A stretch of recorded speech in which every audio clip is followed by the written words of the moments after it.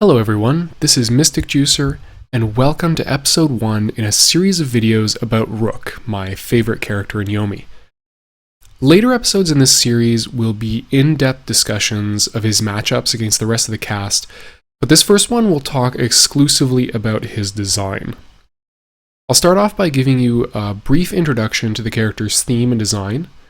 Then I'll go in depth on his game plan and the specific elements of his design that make it work. Once the game plan makes sense, I'll go into the specifics of his cards and how they let him accomplish his plan. And finally, I'll cover some specific situations that can come up when playing him, and some tips for how to approach them. If you've already watched this video and you want to skip ahead to a specific section for a quick refresher, click on the section and it'll skip you ahead. If this is the first time watching, some of the later sections will make much less sense without the preceding sections, so I encourage you to watch the whole thing. So without further ado, let's get into it. You should get a good idea of what Rook is all about just from his character and card art. He's an ancient and massive rock golem, with fast, efficient throws, slow but powerful attacks, and he's too big and too slow to dodge at all. Instead, he relies on his blocks and their abilities to withstand the onslaught of his foe's attacks. If Rook is winning a game, it tends to be at a slow but steady pace as he grinds his foe into the dust.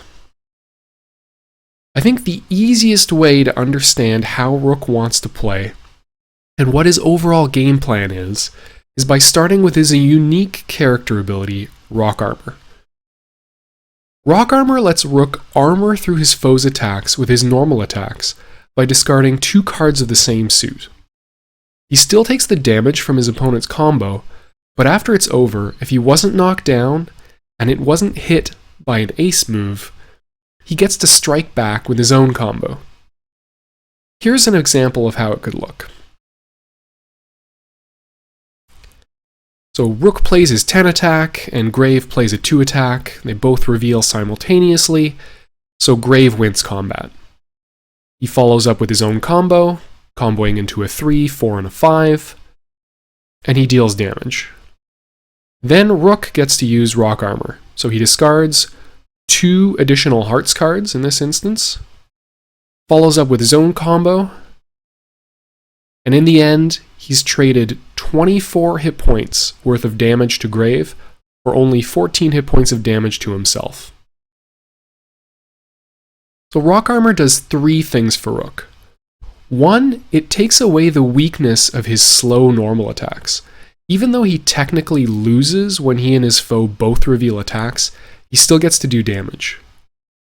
2, it lets him trade his hit points for damage to his opponent. And because he has more hit points than any other character in the game, he's usually pretty happy to do that.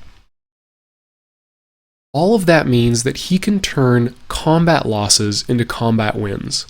So not only do his attacks beat throws, but they also beat a lot of attacks if he can deal as much or more damage than his opponent hit him for. Let's pretend that we live in a version of Yomi that didn't have throws, just to make the point more clearly. In this throwless Yomi game, Rook's ideal game plan would be to block a lot, because Rock Armor is very expensive. It usually takes between 4 and 5 cards out of his hand, and you need 2 cards of the same suit as your combo starter to do it at all.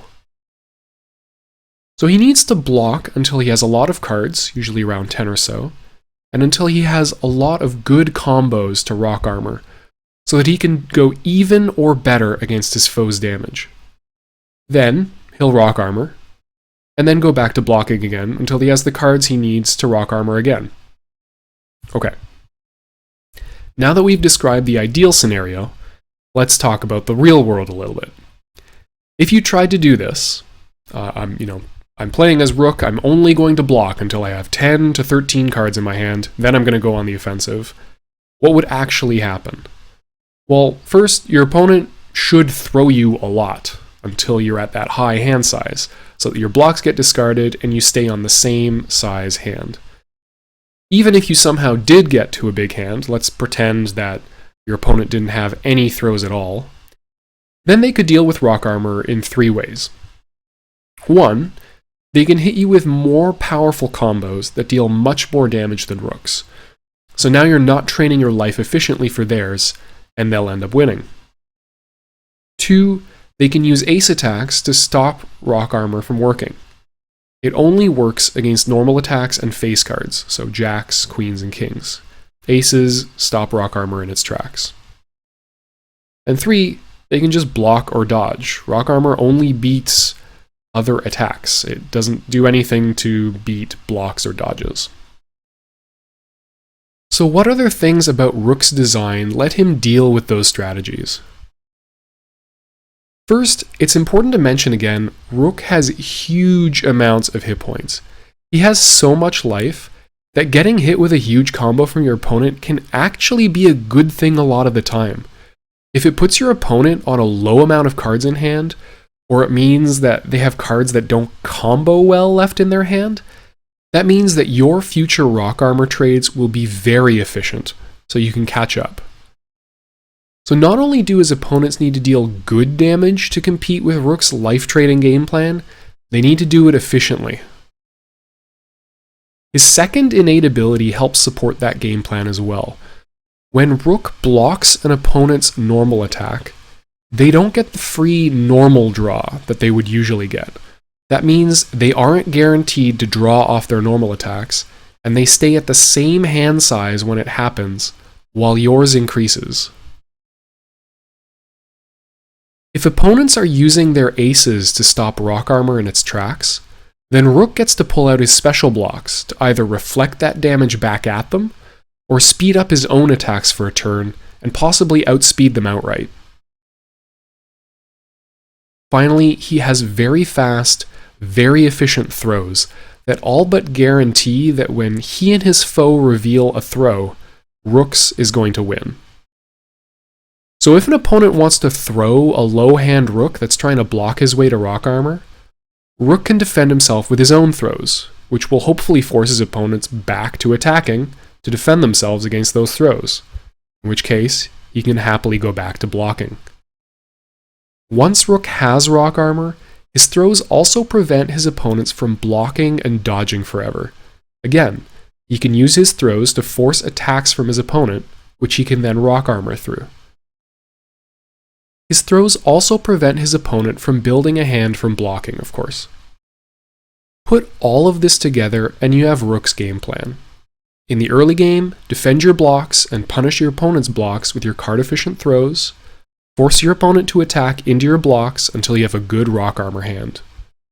In the mid-game, play a mix of throws to catch anti-rock armor blocks, rock armor to catch anti-throw attacks, and blocks to diffuse ace attacks and make your opponent's hand weak. In the late game, threaten lethal rock armor combos, lethal ace-reflecting special blocks, and dominant throws. Okay, with the generalities out of the way, let's take a look at the specific tools Rook has in his arsenal. Let's start with his normal attacks, and specifically what straights he has access to. So Rook is a classic grappler. His fastest normal attack is his 4, unlike non-grapplers who typically have a 2 attack. Then he has attacks on all of his normal ranks except his 9. So for now, we're going to ignore his 10 attack because it's not used in any of his straights. Straights are great. If you hit a throw with a straight, you're going to be incredibly card efficient. You're going to get a card for hitting with your combo starter because it's a normal attack. You'll get an ace for the 3-card straight, and at the start of your next turn, you'll draw, so that you're at the exact same hand size as you were last turn. Even if you have to rock armor, you're still going to offset the cost of the rock armor by drawing an ace. So a 5-card rock armor combo is only going to cost you 3 cards. You get an ace from the straight, and then draw a card at the start of your next turn. Obviously, the general rock armor rule still applies here, so the more damage the straight does, the more sense it makes to rock armor it. So the ideal straight to rock armor is 6 into 7 into 8. It deals 21 damage, which is great. It's ideal, it's going to get you that ace. It's just very, very efficient. Next step down from there, still respectable damage at 18, is your 5, 6, and 7. This one's a little bit trickier because it does use as one of its cards, especially the starter card, his 5 attack, which has one of his special blocks on it. So it's less ideal. It's not something you would prefer to hit. If you had the choice between the two combos already shown, you would definitely want to hit with the 6, 7, 8 instead. And finally, we have the humble 4, 5, 6 for 15 damage. Not great damage, especially compared to the best one of 21, 6 damage less for the same 3 cards. So typically you're not looking to rock armor the 4, 5, 6 straight. The damage isn't great, so it's not going to trade very efficiently. The reason it's still a good straight will make much more sense when we get to Rook's throws and his special blocks. So just keep it in mind that there's this 4, 5, 6 combo that you have access to. Let's talk about his combos more generally. So because these combos don't give you aces, they're going to reduce your hand by 3 or 4, hence why it's generally a good idea to save them until you have about 10 cards in hand. Remember, Rook's throws are more likely to hit when your opponent tries to block or dodge your rock armor attempts. This is where his 10 attack really shines. A rock armor 10 is a staple opener for Rook. It's got great opening damage and leads into his most damaging combo. Needless to say, at 10.8 speed, this attack isn't beating anything except the world's unluckiest throw. Rook's Jack is a great, really versatile tool. It does a measly 4 damage, but it's a linker, which makes it the only move that lets you combo into a 10 attack.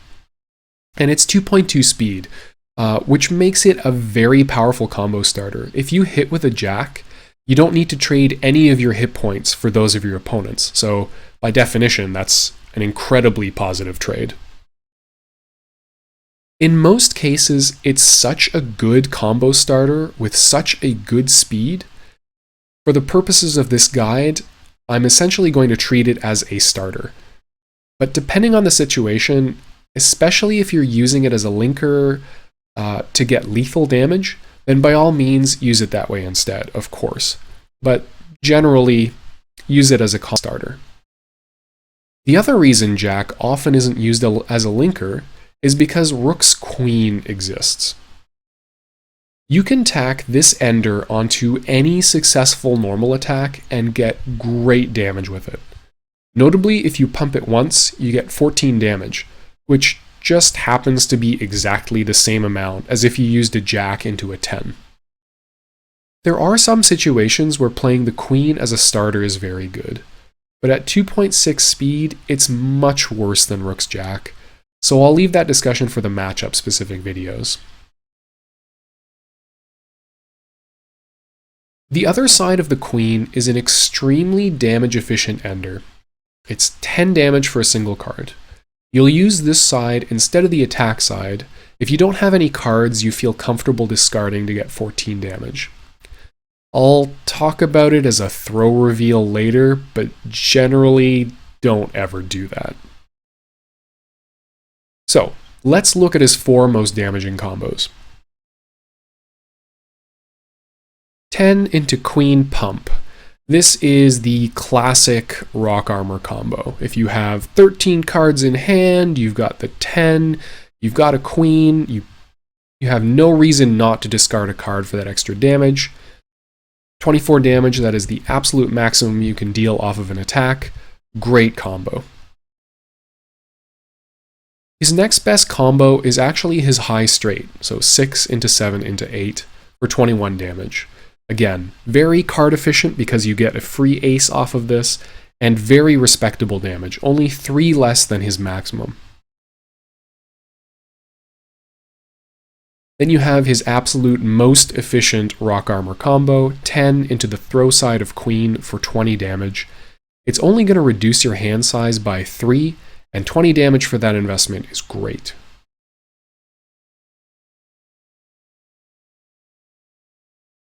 Finally, you've got the J starter combo, J into 7 into 8, 19 damage, and you can see just how efficient, how effective that Jack is.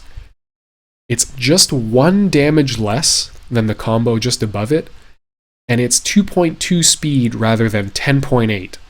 So there's a whole bunch of combat reveals that's beating that the 10.8 just isn't. Throws! Rook has them. He has a ton of them, and they almost all deal 10 damage, and they're all pretty fast. So they must be essentially interchangeable, right? No. Because they're all broadly similar, the thing that differentiates them becomes the same thing that differentiates a character's blocks from each other. What move is on the other side of the card? If you're not very familiar with Yomi, most non-grappler characters have their fastest throw on their 7 rank, and then a throw on each of their 8, 9, and 10 ranks. That means that, generally, any throw faster than 7.2 speed is going to be a dominant throw against a non-grappler character. I'm going to cover his throws in order from best card to throw with to worst card to throw with. So hands down, his 2 and king throw are your bread and butter, feel no guilt, no hesitation, no remorse throws. The 2 has a block on the other side, which is nice to have in a pinch, but the risk of losing a dominant throw to your opponent's 7, or even 10 throw, mean that you'll mostly be playing this throw side. His king deals a whopping 15 damage, making it the most efficient card in Rook's deck, and it also wins combat against normal attacks that are 5.0 speed or faster. This is a crucial tool in Rook's deck for that same reason, especially when Rook's foes are at a low hand or in the early game. In the early game, defending yourself against Rook's throws with 5 and 6 attacks is great. You deal okay amounts of damage without having to follow up, so you don't have to use additional cards. You gain a card because you hit with a normal attack, and you defend yourself against Rook's king throws as well as his normal throws. So let's go back to that 4 attack that Rook has. This is the reason that his 4 attack becomes very, very good. It beats 5 and 6 attacks, it gives Rook a card, and it can lead into his incredibly efficient 4-5-6 straight, giving you an ace and keeping you as card neutral as if you'd used a throw in the first place. Rook's king is also very effective in the mid or late game if the opponent's on a small or awkward hand. It's possible they might not even have a card to defend themselves against it, and they often have to weigh 15 damage against the possibility of a more damaging rock armor or jack combo. The only thing his king doesn't do is knock down. Sometimes that actually hurts more than you'd think. The threat of rock armor is that much more powerful on a turn where opponents can't dodge and their blocks are less effective. But nevertheless, king is just a great tool for Rook. Next we have throws that are still good, but if you had the choice of throwing with them or a 2 or king, you'd go with the latter. The reason these throws are still good is that they're still dominant. They're still faster than that 7.2 threshold, which is the fastest typical non-grappler throw speed. The reason they're less good than 2 or king is that they have very good tools on them. The 6 and 7 are part of Rook's preferred straight. If you have multiple 6s in hand, make sure you're throwing with the one that doesn't have rock armor. And if you have a 6 and an 8 in hand and only one 7, maybe hold on to it instead of throwing with it. Rook's 3 also has one of his special blocks on it. How willing you are to throw with this is going to depend a lot on how strong its ability is, both in the matchup in general and also in the specific part of the game you're in. I'll talk about his 3 block more a little later. Now we're in the category of his bad throws, his 9 and his 10. These throws are bad because they can actually lose combat against non-grappler opponents, and trust me, nothing feels quite as bad as losing to your opponent's throw. Rook's 10 is also really great as a rock armor starter, so you have to have a really good reason to use these as throws. Typically because you have some way of forcing your opponent to block in the specific situation that you find yourself in. But believe it or not, there's actually an even worse throw in Rook's deck, and that's his queen. It might not look like it at first. I mean, hey, it's still 10 damage, right? And it's 8.4 speed, so it beats most non-grappler throws. I mean, it's only going to lose to most 7 throws, but non-grapplers really don't have a reason to throw you with a 7 as opposed to a 9, because you're going to be throwing them with something that beats it clean, right? So this can actually catch some throws. So why is it so bad as a throw? Well, first, it's hands down Rook's best combo filler. It would be insane to risk such a valuable source of combo damage by gambling on it winning as a throw. Because of that, and the fact that it doesn't knock down and therefore can't be used to set up strong rock armor turns, it should only ever be used if you have no throws left in your hand and your opponent is at 10 or less health and you're like super sure that it will work. Sometimes you have the read and you don't have anything else, but otherwise, dear God, don't throw with this card. The same logic that applies to throws also applies to blocks.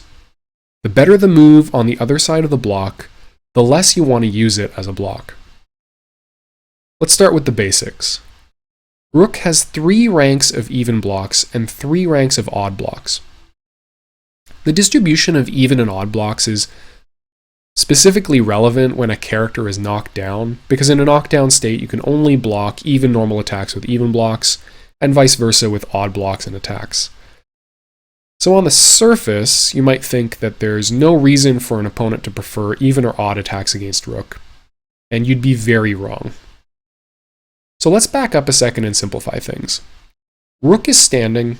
What's his preferred block? So of all his blocks, the 9 has the least valuable move on the other side.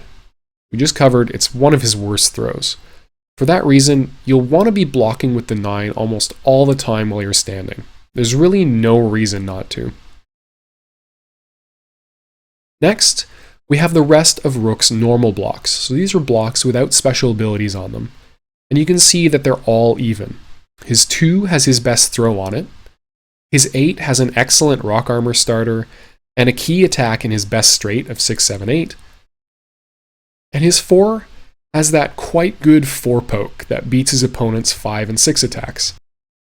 So you can see there's a clear preference to block with the 9 while standing. Rook has 2 more ranks of blocks, and these have special abilities on them.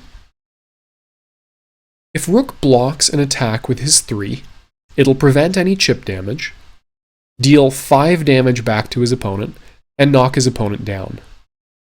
But that's not all. For his next turn, it'll also make all of Rook's attacks and throws 3 speed faster, down to a minimum of 1.0 speed. This is another card that makes Rook's 4 attack very, very good. If you've successfully activated his 3 block, you now have some very strong options against your knockdown opponent. You can lead with a 1.8 speed 4 attack that can lead into a straight or 18 damage if you tack on a queen and pump it. You can attack with a 1.0 speed jack into 7 and 8 for 19 damage if they try to play something faster than 1.8 but slower than 1.0. Or if they're going to play something even faster than that, you can drive a rock armored 10 attack into their chest and ruin their whole day. And if they play a faster than 1.0 speed super attack to beat all of that, well, then you still have the option of playing your 5 block. Rook's 5 block is simple. If you block an attack with it, It reflects the attack's damage right back into your opponent's face. No complicated rules, no messing about, just turn your opponent's best attack against them, and all it cost you was a single card. The drawback of these special blocks is they act kind of like dodges. They don't return to your hand after you use them, and they get discarded no matter if they block an attack or not. For that reason, you're going to want to use them sparingly. Your 3 block should only come out if you have a good combo in hand. It's particularly good if you save it for when you also have a rock armor for that combo. Your 5 block should only come out if there's a good chance your opponent is going to play a big damage attack. Because it reflects the damage of the card your opponent is combat revealing, it'll depend on the matchup how good this card really is as a block. Some characters have very high damage combat reveals, whereas some have incredibly low ones. In the latter case, you may find that your 5 attack is more valuable as an attack, or to discard for rock armor, or as power-up fodder. It's also worth noting that neither of his special blocks will activate if they block a joker. They specifically trigger only if they block an attack. Rook's opponents still won't get any aces because the joker still counts as being blocked, but you still lose your special block. Now that we've covered all of his blocks, let's go back to the situation where Rook is knocked down. You can see that no matter the situation, Rook would prefer to block odd when knocked down. If it's the early game, then the 9 is his least valuable block. If it's the late game, then his 3s and 5s prevent chip damage, cover ace and powerful special moves, and even set up strong knockdown turns against his opponents. So for that reason, especially in the late game, Rook's foes risk way less by attacking with even attacks, which is something to keep in mind. Another small note about defending yourself when you're on the ground. Your king can often force people to play slow normal attacks, in which case you can get good mileage out of a faster attack to punish them, like your jack. Or they may want to beat the king with face cards or super moves, in which case you can block with whatever kind of block you want, because those don't count as normal attacks and they can't cross up. The more kings in your discard, the less protection its reputation is going to give you. Rook's aces are an absolutely crucial part of his box of tools. As a character with fast, efficient throws, and who can therefore get a lot of successful blocking off, he ends up drawing a lot of cards, and as a result, getting a lot of aces without having to power up for them. This is really good, because powering up for aces as Rook can be really uncomfortable. No matter what you end up powering up, you're probably going to be losing a pretty useful tool. So it's going to be important to learn what you need and when. There are some strong guidelines though, where there's little ambiguity, and that's specifically when Rook doesn't have the hit points to use rock armor anymore. At that point, just power up everything that isn't either a dominant throw or a block.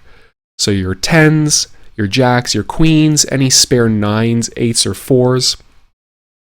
Because the only attack you're going to use from here on out is your ace-ace attack, Wall of Vines. 2 aces for 20 damage is great efficiency, and its 0.8 speed sometimes makes it the dominant attack in the matchup. Whether it is or it isn't, Rook's ace-ace will punish almost every attack your opponent has. It's good to have in the mid-game too. If your opponent knows you have ace-ace or suspects you have ace-ace, you may be able to force more blocking out of them, making your throw game that much stronger. You might also be able to bait some valuable, super fast moves, also called dragon punches or reversals, into your waiting blocks or into your waiting rock armor attempts. Reversals often have incredible speed but a low maximum damage, so you can trade quite efficiently against them. Against characters who can return oppressive moves to their hand, either through abilities or because those moves are on their aces, having ace-ace in hand and powering up for it regularly is very important. But enough about this safe, efficient, conservative ace-ace move. Let's talk about Checkmate Buster. I have very complicated feelings about this move. When I first started playing Rook, and I think this is pretty common for other people who pick up the character, I thought this was the best thing ever. 4 aces, 0.0 speed throw, and how much damage? 50? Like 50, right? Wow, like that's ridiculous. Then I played Rook for a bit longer, and I thought it was awful. How many aces does it cost? And I can't dodge into it, you say. And my opponent just has to spam attacks at me to be completely safe. Wow. After a year of Rook play, this move makes a lot more sense to me, and here's what I basically think about it. Rook absolutely needs this move. Let me try to illustrate this point. Let's say Rook and his opponent are both at 30-ish hit points. It's coming down to the wire, right? Without Checkmate Buster, the absolute safest thing Rook's opponent can do is dodge. Rook is going to have to win 3 times with throws in the late game to close that out. It's doable, definitely, but odds are good that his opponent has better reach than Rook. They may only need to be right once or twice to take this game. With Checkmate Buster, that scenario plays out a lot different. Every dodge is going to be weighted by the terrible thought, God, what if he just does it? I mean, it'll leave him with no aces in hand, and I should be able to mop him up, but what if he just does it? Even if it did nothing else, it would be necessary for Rook to have this move, or something like it, to make people think twice or thrice about dodging, blocking, or throwing in the late game. If by some miracle you have Checkmate Buster in the early game, it's also totally reasonable to play it. You powered up for 1 ace or none at all. It's basically hidden. Just make sure that you can still do stuff with the hand you're left. This strategy is basically called, hey, did I win? So long as you have a hand that you can recover from, you've got some blocks, you've got some throws, totally legitimate. The third thing that Checkmate Buster does for Rook depends on him powering up for aces. Usually powering up for 2 aces is enough for people to suspect you have Checkmate Buster, but it definitely happens with 3 or 4 known aces in Rook's hand. Because Rook can't dodge into his quad ace super throw, the only way to be sure you're not going to get hit by it is by playing attacks and gold bursts.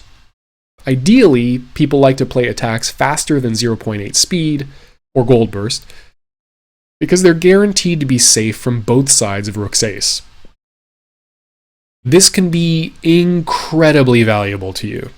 If you have 5s and rock armor combos in hand, this is your dream. All of a sudden, you have the ultimate incentive for your opponent to attack, making your blocks much more powerful than they would be without it, and making your rock armor that much more likely to work.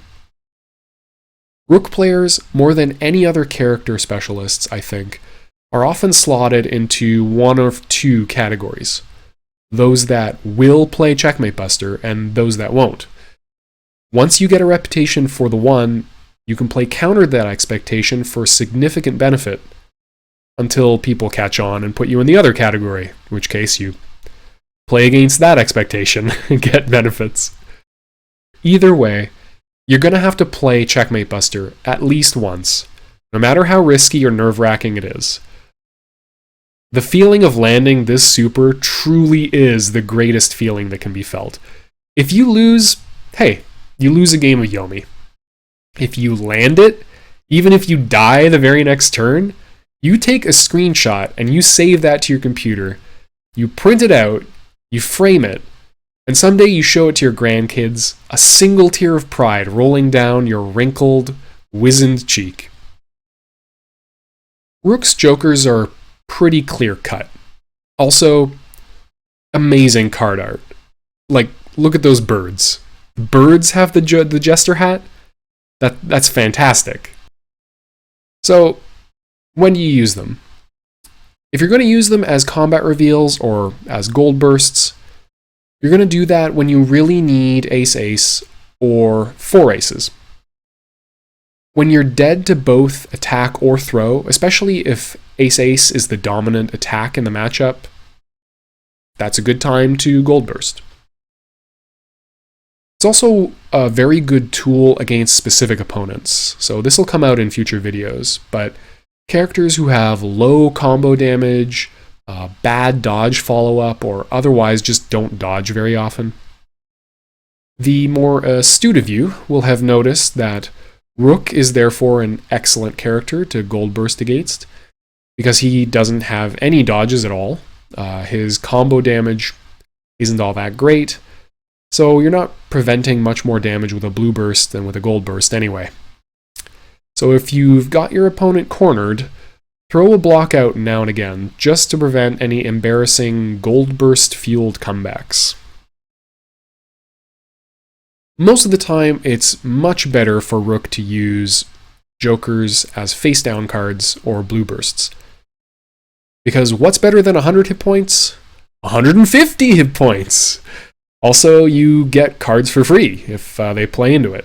And if they've played into it, not only do you get those free cards, they also lose a bunch of valuable cards. So, guess whose Rock Armor game plan just became amazing for that much longer? It's Rook! Yay!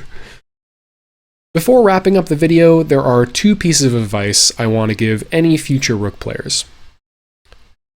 First, your aces are extremely versatile. Rock Armor requires that you discard 2 cards of the same suit, and aces are the only kind of card that you can search your deck for. That means in the late game, if you only have 1 card of the same suit you need, but you have an offsuit pair, you can look for an ace and use that to Rock Armor. This is especially effective if you can set up a lethal cross-up attempt. Your opponent now has to pick between ace-ace, Rock Armor, and Checkmate Buster. The other thing to keep in mind is that you can discard an ace for Rock Armor, and then get it back if you played a straight. This is an excellent way of reducing the number of tools you have to discard to fuel Rock Armor. Finally, just like Rook's opponents are incentivized to attack even against Rook when he's knocked down, Rook has his own incentives when he tries to cross up a knocked down opponent. Rook only has 2 odd normal attacks. His 5, which has the potentially very valuable attack reflecting ability on its block side, and his 7, which has a pretty good throw on it. Neither of these moves will lead into as much damage as his even attack starters. So the 7 attack can do 21 damage if it's followed up by Queen with Pump, or 15 if you just add an 8 attack to it if you want to be more efficient. But that means that opponents are often very incentivized to block even against Rook, and the more 5s and 7s in your discard, the more your decision on knockdown will have to be between even attack and throw. And that takes us to the end of episode 1 of my Rook series. Future episodes will cover his matchups against the rest of the cast. Thank you very much for watching. As always, if you liked what you saw, it makes me happy to know it, so take a second to hit the thumbs up. If you have a comment, question, or you think I got something wrong, please let me know in the comments. Finally, if you're digging the content and want a notification of when new videos are up, click that subscribe button. If you're interested in playing Yomi, there are a lot of ways you can buy it. Click any of the links on screen now and you'll be taken directly to the proper website. If you're looking for more information about Yomi, Rook, or any of the other characters, click the link at the bottom of the video for the fantasystrike.com forums where you can find character guides and ask any questions you might have. As always, I'm Mystic Juicer, and I hope you enjoy yourself some Yomi.